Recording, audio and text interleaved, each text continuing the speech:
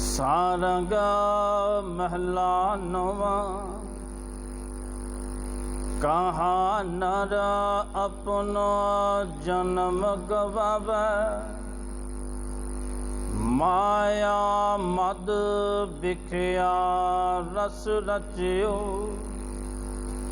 राम शरण नहीं आवे रहाओ,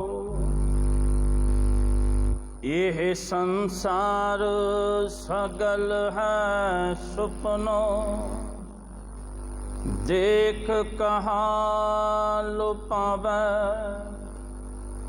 जो उपजै सो सगल विनाशै।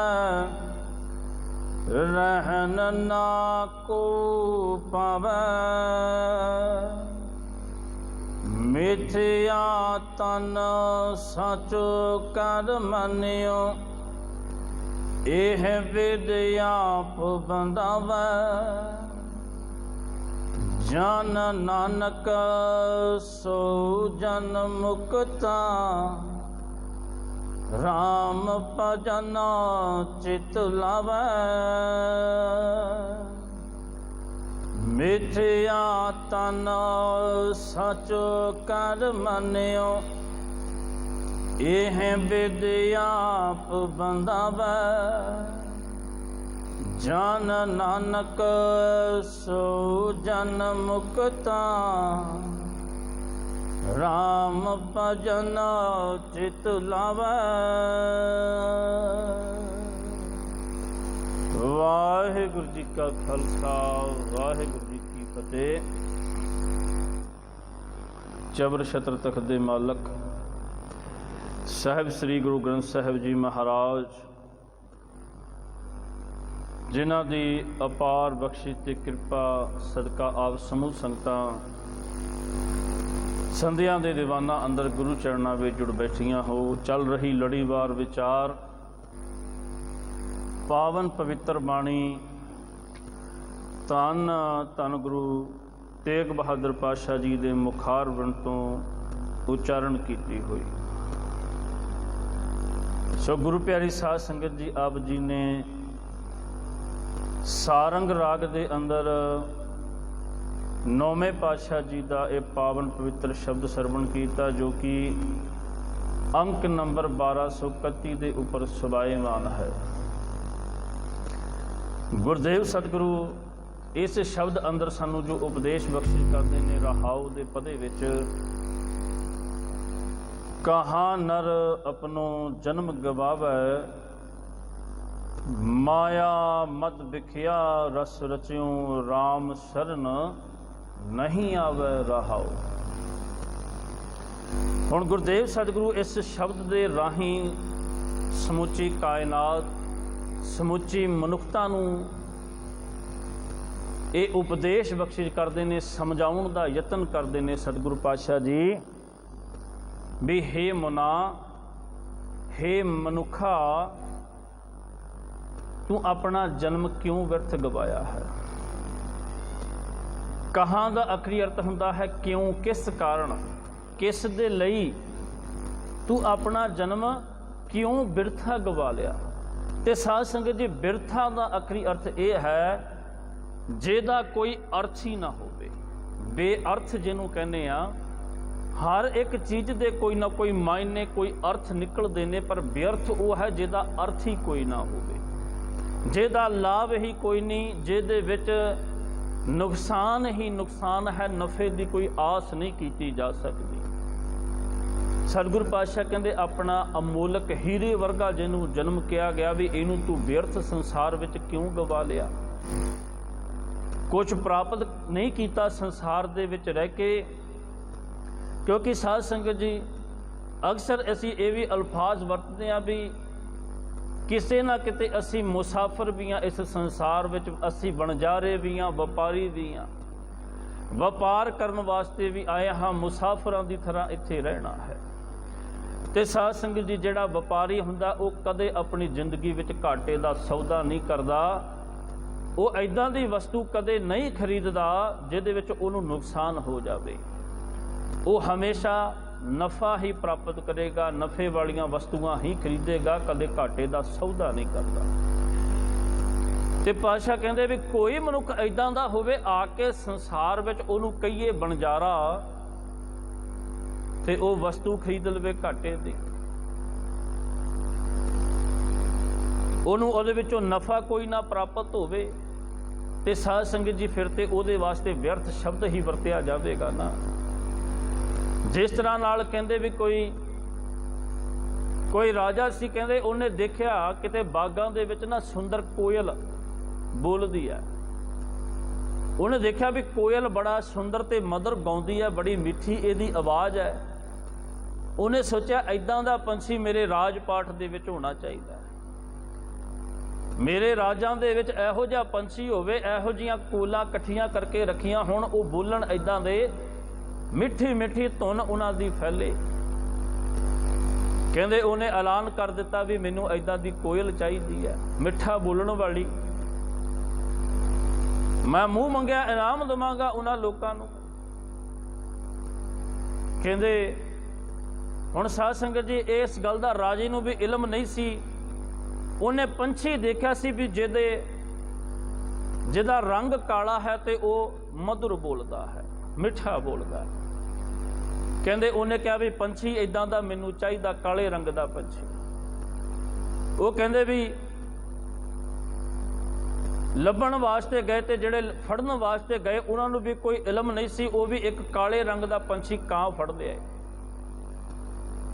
ਕਹਿੰਦੇ ਕਾਂ ਫੜ ਕੇ ਲਿਆ ਕੇ ਬਾਦਸ਼ਾਹ ਦੇ ਦਰਬਾਰ ਦੇ ਵਿੱਚ ਪੇਸ਼ ਕੀਤਾ ਗਿਆ। ਕਹਿੰਦੇ ਬਾਦਸ਼ਾਹ ਜਿਹੋ ਜਿਹਾ ਪੰਛੀ ਤੁਹਾਨੂੰ ਚਾਹੀਦਾ ਸੀ ਅਸੀਂ ਲੈ ਆਏ। ਬਾਦਸ਼ਾਹ ਨੇ ਕਹਿੰਦੇ ਆਪਣੇ ਅਹਿਲਕਾਰਾਂ ਨੂੰ ਹੁਕਮ ਕੀਤਾ ਵੀ ਇਹਨਾਂ ਨੂੰ ਮੂੰਹ ਮੰਗੀਆਂ ਮੁਰਾਦਾਂ ਜਿਹੜੀਆਂ ਨੇ ਉਹ ਦੇ ਦਿੱਤੀਆਂ ਜਾਣ, ਮੇਰੇ ਖਜ਼ਾਨੇ ਖੋਲ੍ਹ ਦਿਓ, ਇਹਨਾਂ ਨੂੰ ਭੰਡਾਰ ਦੇ ਦਿਓ, ਰਤਨ ਜਵਾਹਰ ਬੇਸ਼ਕੀਮਤੀ ਮੋਤੀ ਇਹਨਾਂ ਨੂੰ ਦੇ ਦਿਓ। ਕਹਿੰਦੇ ਜਿੱਦਣ ਮੇਰੇ ਰਾਜ ਮਹਿਲਾਂ ਦੇ ਵਿੱਚ ਸਾਰੀ ਪ੍ਰਜਾ ਇਕੱਠੀ ਹੋਵੇਗੀ ਨਾ, ਉਦਣ ਉਹਨਾਂ ਨੂੰ ਮੈਂ ਤੋਹਫੇ ਦੇ ਵਿੱਚ ਇਹ ਪੰਛੀ ਜਿਹੜਾ ਦੇਵਾਂਗਾ ਆਪਣੀ ਪ੍ਰਜਾ ਨੂੰ, ਵੀ ਦੇਖੋ ਸਾਡੇ ਬਾਗਾਂ ਦੇ ਵਿੱਚ ਅੱਜ ਤੋਂ ਬਾਅਦ ਇਹੋ ਜਿਹੇ ਮਿਠਾਸ ਭਰੇ ਬੋਲਣ ਵਾਲੇ ਪੰਛੀ ਗੂੰਜਿਆ ਕਰਨਗੇ। ਕਹਿੰਦੇ ਜਿਨ੍ਹਾਂ ਨੇ ਲਿਆਂਦਾ ਉਹ ਪੈਸੇ ਲੈ ਕੇ, ਰਤਨ ਲੈ ਕੇ ਚਲੇ ਗਏ।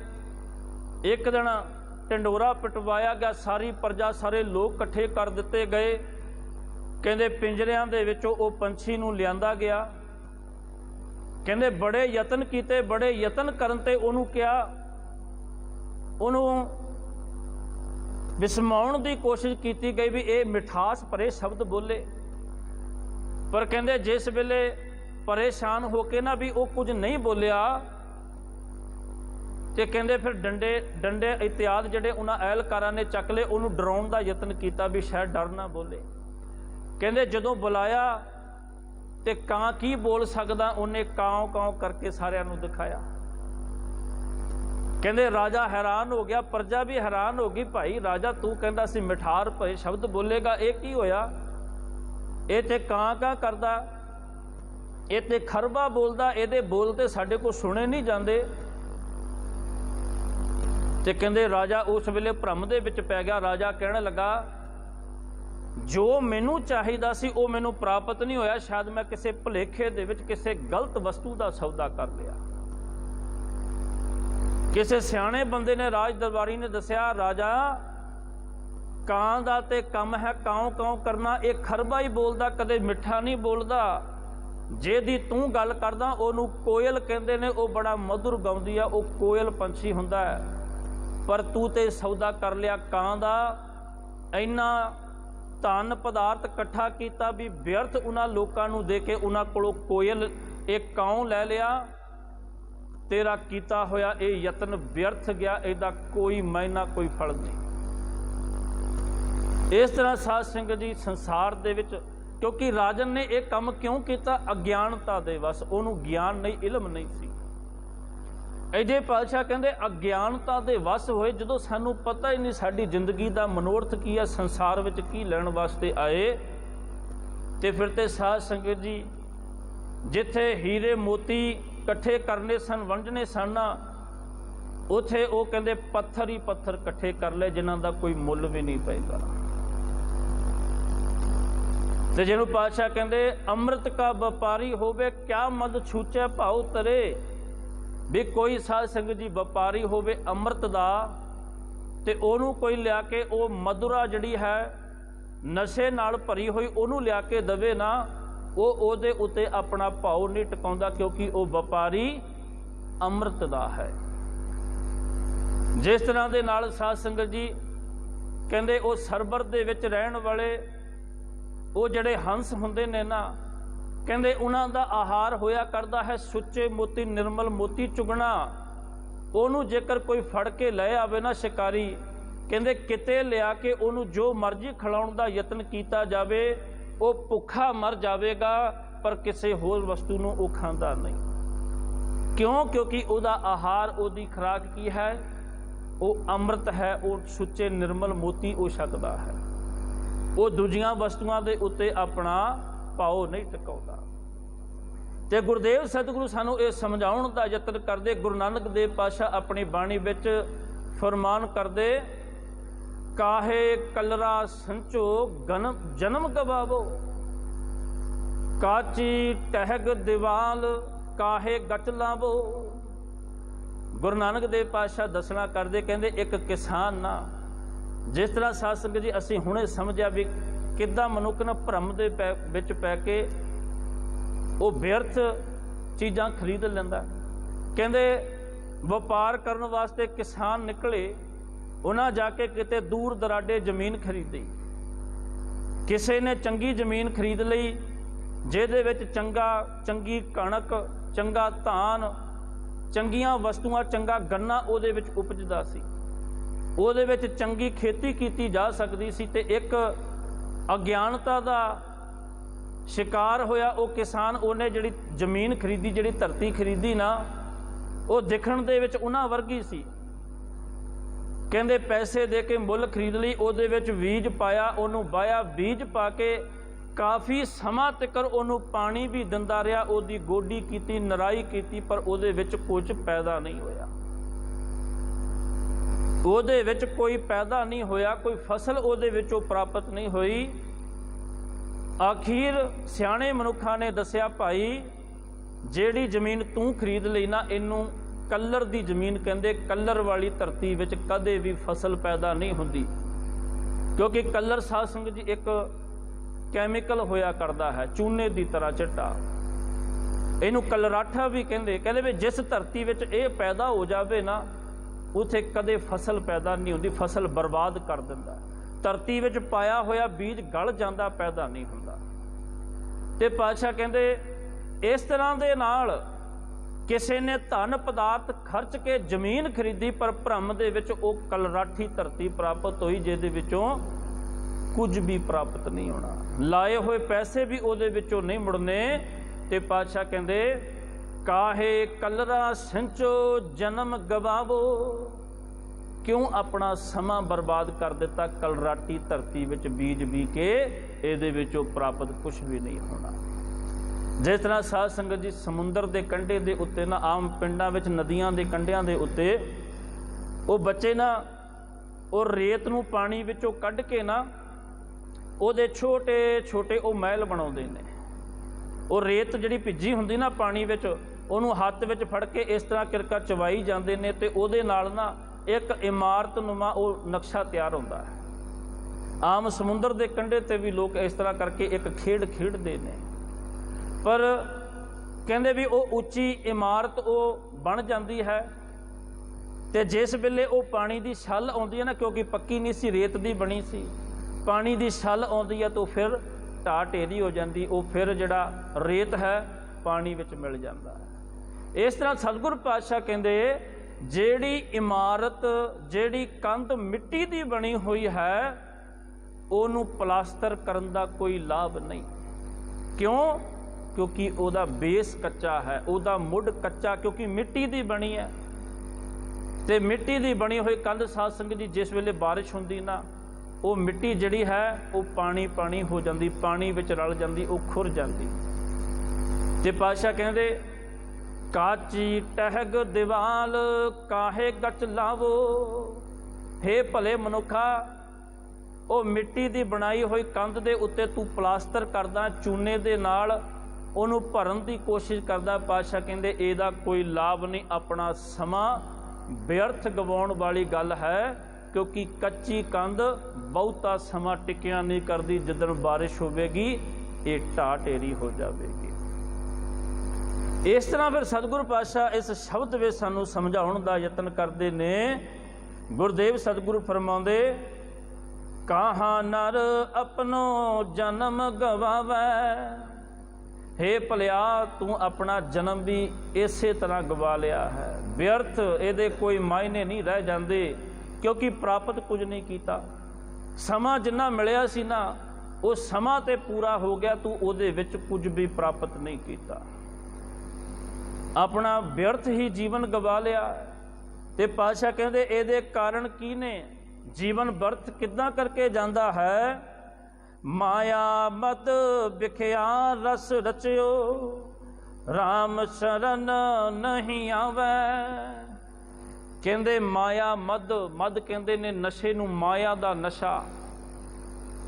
ਵਿਖਿਆ ਦੇ ਰਸ ਦੇ ਵਿੱਚ, ਮਾਇਆ ਦੇ ਨਸ਼ੇ ਦੇ ਵਿੱਚ ਪਾਤਸ਼ਾਹ ਜੀ ਕਹਿੰਦੇ ਨੇ ਇਹਨਾਂ ਨਸ਼ਿਆਂ ਦੇ ਵਿੱਚ ਪੈ ਕੇ, ਇਹਨਾਂ ਵਿਕਾਰਾਂ ਦੇ ਰਸਾਂ ਦੇ ਵਿੱਚ ਪੈ ਕੇ ਰਾਮ ਸ਼ਰਨ ਨਹੀਂ ਆਵੈ। ਤੂੰ ਕਦੇ ਪਰਮਾਤਮਾ ਦੀ ਸ਼ਰਨ ਵਿੱਚ ਆਇਆ ਹੀ ਨਹੀਂ। ਹੁਣ ਸਾਧ ਸੰਗਤ ਜੀ, ਜੇਕਰ ਮਨ ਨੂੰ ਚੰਗੀ ਖੁਰਾਕ ਮਿਲੀ ਹੋਵੇ ਨਾ, ਚੰਗਾ ਇਹਨੂੰ ਗਿਆਨ ਮਿਲਿਆ ਹੋਵੇ, ਚੰਗੀ ਸਿੱਖਿਆ ਮਿਲੀ ਹੋਵੇ, ਤੇ ਮਨ ਚੰਗੇ ਪਾਸੇ ਲੈ ਕੇ ਜਾਵੇਗਾ। ਮਨ ਨੂੰ ਕਦੇ ਚੰਗੀ ਖੁਰਾਕ ਮਿਲੀ ਨਹੀਂ, ਚੰਗੀ ਸਿੱਖਿਆ ਇਹਨੂੰ ਮਿਲੀ ਨਹੀਂ। ਇਹਦਾ ਤੇ ਆਹਾਰ, ਜਿਹਦਾ ਕੱਲ ਬਚਨ ਕੀਤਾ ਸੀ ਵੀ ਜਿਹਦਾ ਆਹਾਰ ਬੇਕਾਰ ਬਣ ਗਏ ਹੋਣ, ਜਿਹਨੂੰ ਜ਼ਹਿਰ ਚੰਗਾ ਲੱਗਦਾ ਹੋਵੇ ਨਾ, ਉਹਨੂੰ ਕੋਈ ਅੰਮ੍ਰਿਤ ਦੇਣ ਦੀ ਕੋਸ਼ਿਸ਼ ਕਰੇ, ਉਹਨੂੰ ਕੋਈ ਕਵੇ ਵੀ ਆਹ ਦੁੱਧ ਅੰਮ੍ਰਿਤ ਹੁੰਦਾ ਹੈ, ਇਹ ਛਕ ਲਾ, ਉਹਨੂੰ ਉਹ ਕੌੜਾ ਲੱਗਦਾ। ਅੰਮ੍ਰਿਤ ਕੌੜਾ ਵਿਖਿਆ ਮੀਠੀ, ਸਾਕਤ ਕੀ ਵਿਦ ਨੈਨੋ ਡਿਠੀ। ਸਤਿਗੁਰੂ ਪਾਤਸ਼ਾਹ ਕਹਿੰਦੇ ਉਹ ਸਾਕਤ ਮਨੁੱਖ ਨਾ ਪਰਮਾਤਮਾ ਨਾਲੋਂ ਟੁੱਟੇ ਹੋਏ ਮੈਂ ਆਪਣੀਆਂ ਅੱਖਾਂ ਨਾਲ ਦੇਖੇ ਨੇ, ਉਹਨਾਂ ਨੂੰ ਉਹ ਜ਼ਹਿਰ ਹੀ ਮਿੱਠਾ ਲੱਗਦਾ ਹੈ, ਅੰਮ੍ਰਿਤ ਉਹਨਾਂ ਨੂੰ ਕੌੜਾ ਲੱਗਦਾ, ਉਹਨਾਂ ਨੂੰ ਹਜਮ ਨਹੀਂ ਹੁੰਦਾ। ਤੇ ਇਸ ਤਰ੍ਹਾਂ ਦੇ ਨਾਲ ਕੋਈ ਮਨੁੱਖ ਹੋਵੇ, ਕਹਿੰਦੇ ਜਿਹਦਾ ਆਹਾਰ ਜਿਹੜਾ ਹੈ ਉਹ ਵਿਸ਼ੇ ਵਿਕਾਰ ਬਣ ਚੁੱਕੇ ਨੇ, ਜ਼ਹਿਰ ਜਿਹਨੂੰ ਸਵਾਦ ਲੱਗਦਾ। ਹੁਣ ਸਾਧ ਸੰਗਤ ਜੀ, ਜ਼ਹਿਰ ਕਿੰਨਾ ਕੁ ਸਵਾਦ ਹੋ ਸਕਦਾ, ਚਾਹੇ ਖੰਡ ਦੇ ਵਿੱਚ ਰਲਾ ਕੇ ਕਿਉਂ ਨਾ ਛਕਿਆ ਜਾਵੇ, ਜੇਕਰ ਥੋੜ੍ਹੀ ਥੋੜ੍ਹੀ ਮਾਤਰਾ ਵਿੱਚ ਵੀ ਛਕਿਆ ਜਾਵੇ ਨਾ ਕਿਸੇ ਦਿਨ ਤੇ ਸਾਡੇ ਅੰਦਰ ਨੂੰ ਉਹ ਖੋਖਲਾ ਕਰਕੇ ਰੱਖ ਦੇਵੇਗਾ, ਕਿਸੇ ਦਿਨ ਤੇ ਇਹ ਬਰਬਾਦ ਹੋ ਜਾਵੇਗਾ। ਉਹਦਾ ਰਿਜ਼ਲਟ ਜਿਹੜਾ ਹੈ ਉਹ ਆਉਣਾ ਸਾਹਮਣੇ ਹੋ ਜਾਵੇਗਾ ਜਦੋਂ ਇਹ ਅੰਦਰ ਸਾਡਾ ਖਤਮ ਹੋ ਗਿਆ। ਜਿਸ ਤਰ੍ਹਾਂ ਦੇ ਨਾਲ ਨਸ਼ਾ ਕਰਨ ਵਾਲਾ ਮਨੁੱਖ, ਉਹਨੂੰ ਪਹਿਲਾਂ ਨਸ਼ਾ ਕੀਤਾ ਮਾੜਾ ਨਹੀਂ ਲੱਗਦਾ, ਉਹਨੂੰ ਚੰਗਾ ਲੱਗਦਾ ਹੈ, ਪਰ ਅਖੀਰ ਦੇ ਵਿੱਚ ਜਦੋਂ ਉਹ ਰੋਗ ਬਣ ਜਾਂਦਾ, ਟੀਵੀ ਦਾ ਰੋਗ ਬਣ ਜਾਂਦਾ, ਕੈਂਸਰ ਦਾ ਰੋਗ ਬਣ ਜਾਂਦਾ ਨਾ, ਫਿਰ ਉਹਨੂੰ ਪਤਾ ਲੱਗਦਾ ਹੈ। ਤੇ ਫਿਰ ਸਾਧ ਸੰਗਤ ਜੀ, ਉਹ ਚਾਹ ਕੇ ਵੀ ਉਹਨੂੰ ਛੱਡ ਨਹੀਂ ਸਕਦਾ, ਕਿਉਂਕਿ ਆਦੀ ਹੋ ਚੁੱਕਿਆ ਹੁਣ ਉਹਦਾ। ਹੁਣ ਛੱਡਿਆ ਲਾਭ ਵੀ ਕੋਈ ਨਹੀਂ, ਕਿਉਂਕਿ ਹੁਣ ਤੇ ਮੌਤ ਉਦੋਂ ਹੀ ਨਜ਼ਦੀਕ ਦਿਸਦੀ ਹੈ। ਤੇ ਪਾਤਸ਼ਾਹ ਕਹਿੰਦੇ ਨੇ ਇਸ ਮਾਇਆ ਦੇ ਨਸ਼ੇ ਦੇ ਵਿੱਚ, ਵਿਖਿਆ ਦੇ ਰਸਾਂ ਦੇ ਵਿੱਚ ਤੂੰ ਪਰਮਾਤਮਾ ਦੇ ਕਦੇ ਨੇੜੇ ਨਹੀਂ ਗਿਆ। ਕਿਉਂ? ਕਿਉਂਕਿ ਕਦੇ ਇੱਦਾਂ ਦੀ ਸੰਗਤ ਨਹੀਂ ਕੀਤੀ, ਨੇੜੇ ਜਾਣਾ ਕਿੱਦਾਂ ਸੀ? ਚੰਗੀ ਸੰਗਤ ਕੀਤੀ ਹੁੰਦੀ, ਚੰਗੇ ਬੰਦਿਆਂ ਦਾ ਸੰਗ ਕੀਤਾ ਹੁੰਦਾ ਤੇ ਤੂੰ ਚੰਗੇ ਪਾਸੇ ਜਾਂਦਾ। ਜਿਨ੍ਹਾਂ ਦੀ ਸੰਗਤ ਕੀਤੀ ਨਾ, ਉਹਨੇ ਤੈਨੂੰ ਕਦੇ ਪਰਮਾਤਮਾ ਦੇ ਨੇੜੇ ਜਾਣ ਨਹੀਂ ਦਿੱਤਾ, ਉਹਨਾਂ ਤੈਨੂੰ ਕਦੇ ਚੰਗੇ ਪਾਸੇ ਲੱਗਣ ਨਹੀਂ ਦਿੱਤਾ।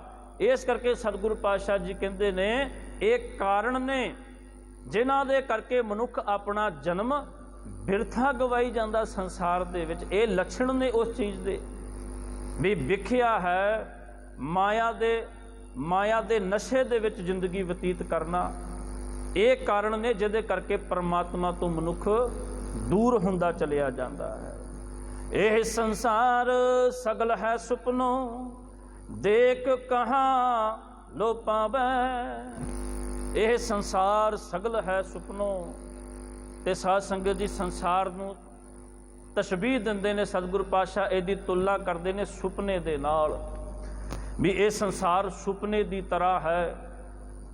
ਇਹਦੇ ਬਾਬਤ ਕੱਲ ਸ਼ਬਦ ਸਤਿਗੁਰੂ ਪਾਤਸ਼ਾਹ ਨੇ ਵਰਤਿਆ ਸੀ ਜਿਉ ਬਾਦਰ ਕੀ ਛਾਈ, ਵੀ ਇਹ ਸੰਸਾਰ ਬੱਦਰ ਦੀ ਛਾਂ ਦੀ ਤਰ੍ਹਾਂ ਹੈ। ਕਿਤੇ ਸਤਿਗੁਰ ਪਾਤਸ਼ਾਹ ਜੀ ਬੁਲਬੁਲੇ ਦੇ ਨਾਲ ਤਸ਼ਬੀਹ ਦਿੰਦੇ ਨੇ ਵੀ ਬੁਲਬੁਲੇ ਦੀ ਤਰ੍ਹਾਂ ਹੈ, ਕਿਤੇ ਮਿੱਟੀ ਦੇ ਉਸ ਭਾਂਡੇ ਦੇ ਨਾਲ ਤੁਲਨਾ ਕਰਦੇ ਨੇ ਕੱਚੇ ਭਾਂਡੇ ਦੀ ਤਰ੍ਹਾਂ, ਕਿਤੇ ਸਤਿਗੁਰ ਪਾਤਸ਼ਾਹ ਤੁਲਨਾ ਕਰਦੇ ਨੇ ਵੀ ਨਦੀ ਦੇ ਕੰਢੇ ਦੇ ਉੱਤੇ ਉਹ ਉੱਗਿਆ ਹੋਇਆ ਦਰਖਤ ਬਹੁਤਾ ਸਮਾਂ ਟਿਕਣ ਵਾਲਾ ਨਹੀਂ, ਕੱਚਾ ਭਾਂਡਾ ਵੀ ਬਹੁਤਾ ਸਮਾਂ ਟਿਕਣ ਵਾਲਾ ਨਹੀਂ। ਤੇ ਸਤਿਗੁਰ ਪਾਤਸ਼ਾਹ ਫਿਰ ਬਚਨ ਕਰਦੇ ਨੇ ਵੀ ਇਹ ਸੰਸਾਰ ਸੁਪਨੇ ਦੀ ਤਰ੍ਹਾਂ ਹੈ, ਸੁਪਨੇ ਦੀ। ਕੋਈ ਮਨੁੱਖ ਸੁਪਨੇ ਦੇ ਵਿੱਚ ਰਾਜਾ ਬਣ ਜਾਵੇ, ਬਾਦਸ਼ਾਹ ਬਣ ਜਾਵੇ, ਕੋਈ ਰਾਜਾ ਹੁੰਦਿਆਂ ਹੋਵੇ ਆਪਣੇ ਸੁਪਨੇ ਵਿੱਚ ਉਹ ਚਿਤਬ ਲਵੇ ਵੀ ਉਹ ਤੇ ਕੰਗਾਲ ਹੋ ਗਿਆ, ਗਰੀਬ ਹੋ ਗਿਆ। ਪਰ ਪਾਤਸ਼ਾਹ ਕਹਿੰਦੇ ਨੇ ਗੱਲਾਂ ਦੋਨੋਂ ਝੂਠੀਆਂ ਨੇ। ਜਿਸ ਵੇਲੇ ਸੁਪਨਾ ਖੁੱਲ੍ਹੇਗਾ ਨਾ, ਸੁਪਨੇ ਵਿੱਚੋਂ ਤੂੰ ਜਾਗੇਗਾ, ਫਿਰ ਤੈਨੂੰ ਪਤਾ ਲੱਗੇਗਾ ਵੀ ਅਸਲ ਕੀ ਹੈ, ਅਸਲ ਤੂੰ ਕਿੱਥੇ ਖੜਾ ਹੈ। ਸੁਪਨੇ ਕੁਝ ਕੁ ਸਮੇਂ ਵਾਸਤੇ ਹੁੰਦੇ ਨੇ। ਸੁਪਨੇ ਦੀ ਦੁਨੀਆ ਬੜੀ ਰੰਗਲੀ ਲੱਗਦੀ ਹੈ, ਪਰ ਜਦੋਂ ਸੁਪਨਾ ਟੁੱਟ ਜਾਂਦਾ ਨਾ, ਅੱਖ ਖੁੱਲ੍ਹਦੀ ਹੈ, ਫਿਰ ਪਤਾ ਲੱਗਦਾ ਵੀ ਅਸਲ ਵਿੱਚ ਇਸ ਤਰ੍ਹਾਂ ਨਹੀਂ, ਇਹ ਤੇ ਸੁਪਨਾ ਸੀ ਸਾਰਾ ਕੁਝ, ਇਹ ਤੇ ਸੁਪਨੇ ਦੇ ਵਿੱਚ ਮੈਨੂੰ ਨਜ਼ਰ ਆ ਰਿਹਾ ਸੀ।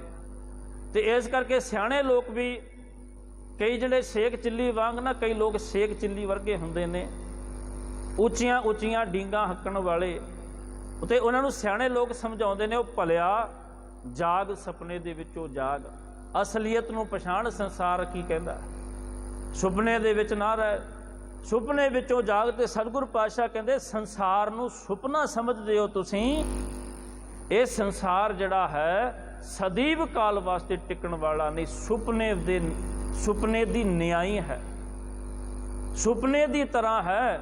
ਇਹਨੂੰ ਅਸਲੀਅਤ ਨਾ ਜਾਣੋ, ਇਹਨੂੰ ਅਸਲ ਨਾ ਸਮਝੋ, ਇਹ ਤੇ ਕੁਝ ਸਮੇਂ ਵਾਸਤੇ ਹੈ। ਜੋ ਸੁਪਨੇ ਵਿੱਚ ਦੇਖਿਆ ਉਹ ਕੁਝ ਸਮੇਂ ਵਾਸਤੇ ਸੱਚ ਹੋਇਆ, ਪਰ ਅਸਲੀਅਤ ਕੁਝ ਹੋਰ ਸੀ। ਪਾਤਸ਼ਾਹ ਕਹਿੰਦੇ ਜੋ ਉਪਜੈ ਸੋ ਸਗਲ ਬਿਨਾਸੈ, ਰਹਿਣ ਨਾ ਕੋ ਪਾਵੈ। ਸੰਸਾਰ ਵਿੱਚ ਜੋ ਵੀ ਪੈਦਾ ਹੋਇਆ, ਜੋ ਉਪਜਿਓ, ਜੋ ਉਪਜਿਓ ਸੋ ਬਿਨਸ ਹੈ, ਪਰੋ ਆਜ ਕੈ ਕਾਲ, ਨਾਨਕ ਹਰ ਗੁਣ ਗਾਏ ਲੈ, ਛਾੜ ਸਗਲ ਜੰਜਾਲ। ਗੁਰੂ ਤੇਗ ਬਹਾਦਰ ਪਾਤਸ਼ਾਹ ਬਚਨ ਕਰਦੇ ਨੇ। ਪਾਤਸ਼ਾਹ ਕਹਿੰਦੇ ਜੋ ਉਪਜਿਆ ਹੈ, ਜੋ ਦਿਖਦਾ ਨਾ, ਸਭ ਢਾਹ ਢੇਰੀ ਹੋ ਜਾਵੇਗਾ, ਖਤਮ ਹੋ ਜਾਵੇਗਾ ਇੱਕ ਦਿਨ। ਤੇ ਭਲਿਆ ਨਾਨਕ ਹਰ ਗੁਣ ਗਾਏ ਲੈ, ਛਾੜ ਸਗਲ ਜੰਜਾਲ। ਸਾਰਾ ਕੁਝ ਛੱਡ ਦੇ ਇੱਕ ਪਾਸੇ ਤੇ ਚੰਗੇ ਪਾਲੇ ਪਾਸੇ ਲੱਗ ਜਾ, ਚੰਗੇ ਕੰਮ ਕਰਿਆ ਕਰ, ਲੋਕਾਂ ਦੇ ਨਾਲ ਭਲਾ ਕਮਾਇਆ ਕਰ, ਦੁਨੀਆ ਵਿੱਚ ਸੇਵਾ ਕਮਾਇਆ ਕਰ, ਕਿਸੇ ਦਾ ਭਲਾ ਕਰਿਆ ਕਰ।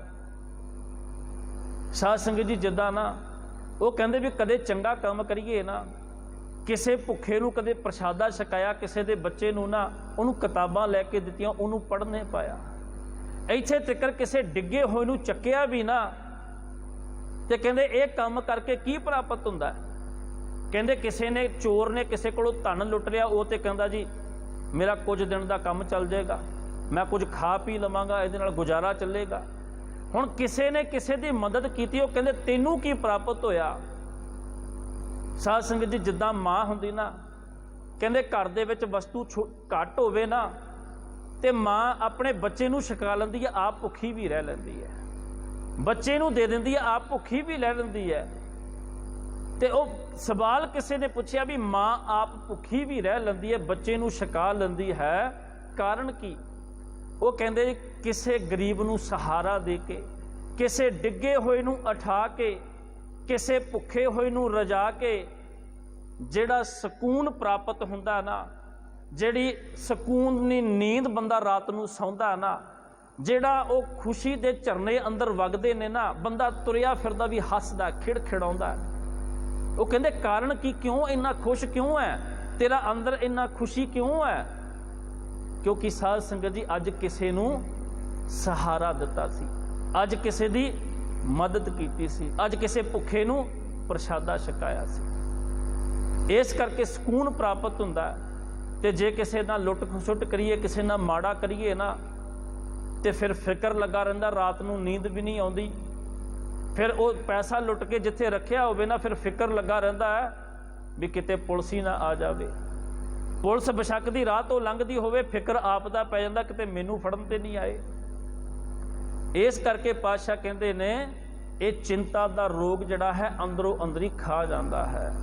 तो पातशाह कहते जिन्हां ने लोकां दे हक मार लै, लोकां दा धन पदार्थ लुट लिया, लोकां दी खून पसीने दी कमाई जिन्हां लुट लई, लोकां नूं उन्हां दे हक नहीं दिते, पातशाह कहते अज अमीर बन गए, वड्डे वड्डे दिसदे ने।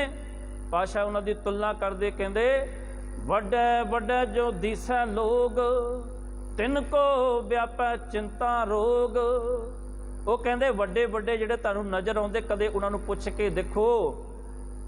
एक रिक्शा चलाउण वाला ना साध संगत जी, रिक्शा चलाउण वाला वो भी रात नूं जेकर फुटपाथ ते सौंदा ना ते चैन दी नींद सौंदा है। ते वड्डे वड्डे जिहड़े वड्डियां वड्डियां कोठियां विच पैंदे ने ना, एसी ते जरूर लगे ने, मखमली बिस्तरे ते जरूर ने, पर साध संगत जी रात नूं नींद नहीं आउंदी। उन्हां नूं पुछ के देखो, उन्हां नूं गोली खानी पैंदी है। उन्हां नूं रात नींद नहीं आउंदी, उन्हां नूं गोली खा के सोना पैंदा है। पातशाह कहंदे जिथे हक हलाल दी कमाई नहीं ना, उत्थे इदां ही आ, उत्थे नींदां मुੱਲ लैणियां पैंदियां, मिलदियां नहीं। तो इस करके साध संगत जी हक की कमाई विचों सकून प्राप्त होंदा है, संतुष्टि प्राप्त होंदी है, आनंद प्राप्त होंदा है। तो मनुख का दिल करदा मैं होर दुनिया विच सेवा कमावां, होर दुनिया का मैं भला करा। तो पातशाह फिर संसार की गल इत्थे करदे कहंदे जो उपजो सो सगल विनाशा रहन न कोऊ पावै। जो कुछ तुहानूं नज़र आउंदा सब बिनसन वाला खत्म हो जाएगा एक दिन। तो साध संगत जी एक गल सच है, जिन्हें जन्म लिया ना, जो पैदा होया वो एक दिन खत्म होवेगा। जेदा जन्म नहीं होया, जेदा आरंभ नहीं होया, उहदा कदे अंत नहीं होवेगा। ते संसार विच इक्को एक चीज़ है, वो है अकाल पुरख, जिहदा कदे आरंभ नहीं ते उहदा अंत नहीं। उहदा कोई पिता नहीं, उहदी कोई माँ नहीं, उहने कितों जन्म नहीं लिया ते उहदी मौत भी किते नहीं। जिन्हों गुरु पातशाह जी मूल मंत्र में दसदे कहंदे ने अजूनी सह भंग, भी वो जूनियां दे विच नहीं आउंदा। सह भंग का आखिरी अर्थ हुंदा, सह भंग ये संस्कृत का शब्द है, ਇਹਦਾ आखिरी अर्थ हुंदा परमात्मा नूं किहने जन्म दिता। सह भंग इनू स्वयंभू करके असीं पढ़दे हां, ਇਹਦਾ ਜਿਹੜਾ रूट है ना, रूट मुढ़ जिथों ये शब्द पैदा, वो स्वयंभू, ਇਹਦਾ मतलब हुंदा अपने आप तो। परमात्मा नूं किसी ने जन्म नहीं दिता, वो अपने आप तो पैदा होया, ਉਹਦਾ कोई पिता नहीं, कोई ਉਹਦੀ माँ नहीं, वो अपने आप तो पैदा होया, ਉਹਦਾ प्रकाश अपने आप तो होया है। ते पातशाह कहंदे सारा संसार बिनसनहार है, सब बिनस जावेगा, कोई सदैव इत्थे टिकण वाला नहीं। मिथया तन साचो कर मान्यो, यह बिद आप बंधावे। ये तन साध संगत जी मिथ्या है। मैं बड़ी बार अर्थ किते मिथ्या उन्होंने कहते जिहड़ा सच नहीं, ते साडा शरीर भी सच नहीं। कल मैं बचन किया सी मनुख ते कदे मरना नहीं चाहता, ये रंगली दुनिया छड्ड के नहीं जाना चाहता। किहदा दिल करदा इत्थों जाण नूं। साध संगत जी कोई मनुख पागल हो जावे ना, उन्होंने नहीं पता आ मेरा भरा मेरा भैन, उन्होंने कुछ नहीं पता। पर जेकर कोई उन्होंने ना मारन की कोशिश करे, वो भी छुट के भजदा, ਇਹਦਾ मतलब मरना वो भी नहीं चाहता। जे बेशक दी पागल है, मरना वो भी नहीं चाहता। कहंदे नाली दे विच वो छोटे छोटे क्रिम जिहड़े कीड़े ने ना, कहंदे उन्हां नूं वो जिउंदे ने, उन्हां नूं कोई मारन की कोशिश करे ना, वो भी भजदे ने, वो भी छुटदे ने, बिलकदे ने, तड़फदे ने, वो भी जिउना चाहुंदे ने। हर एक मनुख ना अपनी जिंदगी वास्ते यतन करदा, जिउना चाहुंदा है। पर साध संगत जी ये शरीर ही निकम्मा इदां दा साथ नहीं दिंदा। जेकर ये साथ दिंदा होवे ना, ते मनुख ते कदे मरन की आस ही ना होवे। संसार है ही इन्ना सुंदर, कदे मरन की आस नहीं, पर शरीर साथ नहीं दिंदा, ये साथ छड्ड जांदा है मनुख दा। ते पातशाह कहंदे जिस तन दे नाल इन्ना मोह कीता ना, वो ये सदा तेरे नाल नहीं रहना, इन्हें एक दिन तेरा साथ छड्ड देना है। ते यह बिद आप बंधावे, तू अपने आप शरीर के बंधन दे विच, इहदे मोह दे विच बंधिया जाना है। इस बंधन दे विच तू अपने आप नूं आप बन लिया। पातशाह कहंदे तेरा ये बंधन व्यर्थ दा बंधन है, क्योंकि शरीर सदा टिकण वाला नहीं। जन नानक सो जन मुक्ता, राम भजन चित लावै। ਜਨ ਨਾਨਕ ਗੁਰੂ ਨਾਨਕ ਦੇਵ ਪਾਤਸ਼ਾਹ ਜੀ ਬਚਨ ਕਰਦੇ ਫਰਮਾਉਂਦੇ ਨੇ, ਕਹਿੰਦੇ ਸੰਸਾਰ ਦੇ ਵਿੱਚ